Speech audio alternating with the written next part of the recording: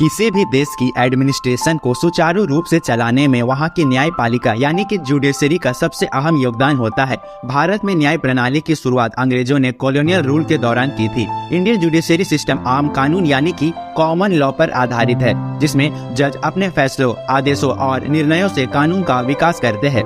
भारत की न्यायपालिका का मूल काम हमारे संविधान में लिखे कानून का पालन करना और करवाना है।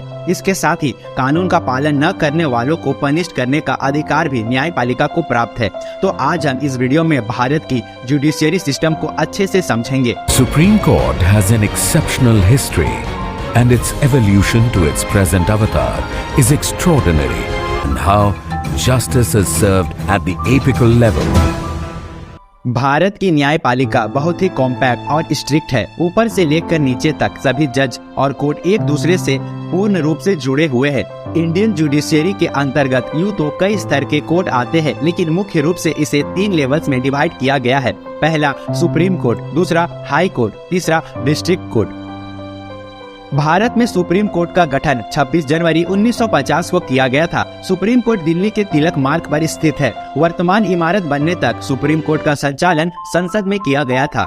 सुप्रीम कोर्ट मौजूदा इमारत में सन 1958 में शिफ्ट हुआ था। शुरुआती संविधान में सुप्रीम कोर्ट में एक चीफ जस्टिस और 7 अन्य जजेस का प्रोविजन था, लेकिन अब सुप्रीम कोर्ट में केस की संख्या बढ़ने के साथ जजेस की भी संख्या बढ़कर 30 हो चुकी है, जिसकी अपॉइंटमेंट प्रेसिडेंट के द्वारा की जाती है। सुप्रीम कोर्ट के पास अपने नए मामलों और हाई कोर्ट के मामलों को देखने की जिम्मेदारी होती है। भारत में किसी भी विवाद या मामले के लिए सुप्रीम कोर्ट का निर्णय अंतिम माना जाता है। भारत में सुप्रीम कोर्ट के पास संविधान की रक्षा और उसके उल्लंघन को रोकने की भी जिम्मेदारी है, यानी कि सुप्रीम कोर्ट देश के किसी भी मामले में संज्ञान लेकर उस पर अपना फैसला सुना सकता है। इंडियन कॉन्स्टिट्यूशन द्वारा भारत के सभी राज्यों में एक हाई कोर्ट का अरेंजमेंट किया गया है, जो राज्य के लिए जुडिशियल कामों को देखता है और मैनेज भी करता है। लेकिन सभी राज्यों के पास अपना अलग अलग हाई कोर्ट हो ये जरूरी नहीं है। अगर पार्लियामेंट चाहे तो 2 या 2 से अधिक राज्यों के लिए एक ही हाई कोर्ट का अरेंजमेंट भी कर सकती है, जैसे कि पंजाब और हरियाणा, इन दोनों के लिए एक ही हाई कोर्ट है।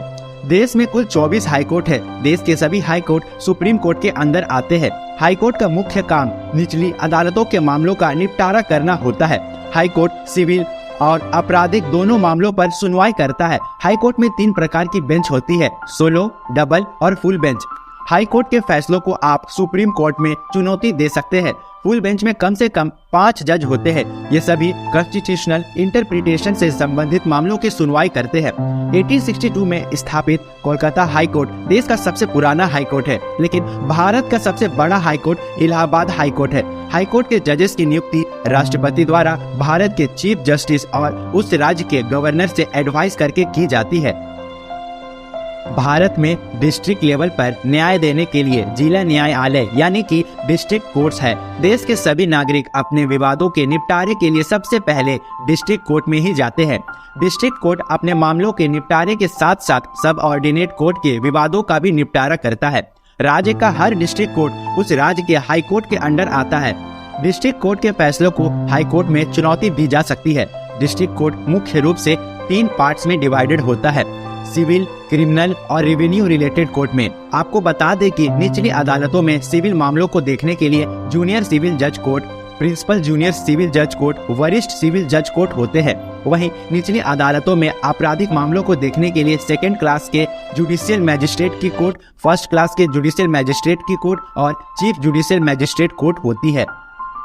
भारत में जुडिशियरी को सबसे इम्पोर्टेंट माना जाता है। ये डेमोक्रेसी के 4 प्रमुख पिलर्स में से एक है। प्राचीन काल से ही भारत के राज्य व्यवस्था में जुडिशियरी का अहम योगदान रहा है। भारत में इंडिपेंडेंट जुडिशियरी की स्थापना कॉन्स्टिट्यूशन द्वारा की गई है, जिसका कार्य अपने सक्षम आने वाले वादों का शांति से निपटारा करना है।